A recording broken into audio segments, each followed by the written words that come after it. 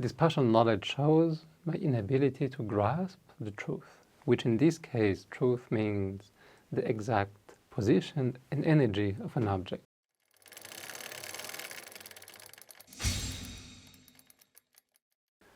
Bismillah ar-Rahman ar-Rahim. Assalamu alaikum wa rahmatullah wa barakatuh. Chapter 2, Section 1, the third example, the uncertainty principle. Because I'm physically limited, my knowledge of the physical world is also limited. I'm limited, so what I see is limited.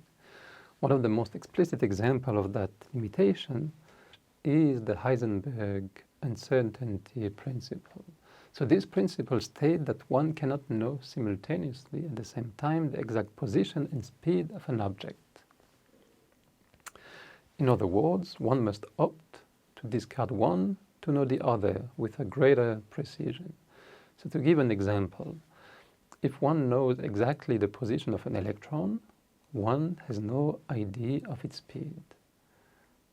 That's quite, it seems maybe counterintuitive, because if you deal with cars, for example, you can calculate the speed of the car and you know exactly what the car is using the equations of motions. But when it comes to small objects like particles, it doesn't work anymore.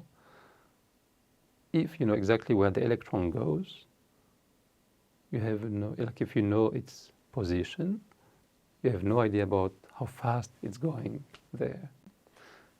Alternatively, if one knows the exact energy of an electron, then one has no idea where it is at that precise instant. So there's no way to measure both accurately and simultaneously, the position and the energy, where it is and how fast it goes. There's none. So one may think that this uncertainty principle only applies to small objects that you're not even sure if they really exist or not, like electrons. But no, they also apply in our everyday life. For example, with water waves. If you look at the water waves, it's like a sine wave.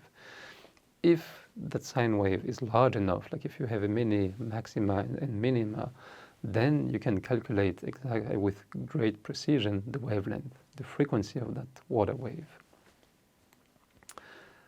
Now, but then you cannot really locate it. You don't really know where the wave starts and where it stopped.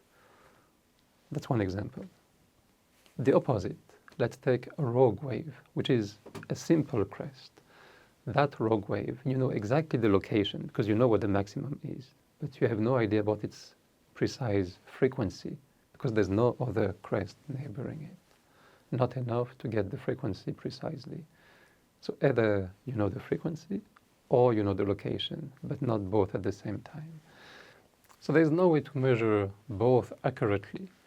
This partial knowledge shows my inability to grasp the truth, which in this case, truth means the exact position and energy of an object, of the particle. And the same applies, for example, with light. So in my lab, when I do spectroscopy, I used pulses of light, like really short bursts of photons. If I try to minimize the duration of that burst, the duration of that pulse, then the wavelength, the energy that is comprised within that pulse broadens, increases. I have many more colors. So again, if that pulse is really short, it will have many colors within it. If I want the pulse to be well defined in energy, to have only one type of photons, like one wavelength, then it will become really long. So it becomes a trade-off between pulse duration and pulse spectrum.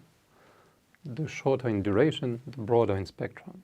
The shorter in spectrums, the broader in time, in duration. So again, it becomes a trade-off.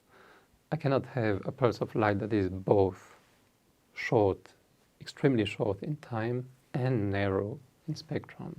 It's either one or the other, but not the two at the same time.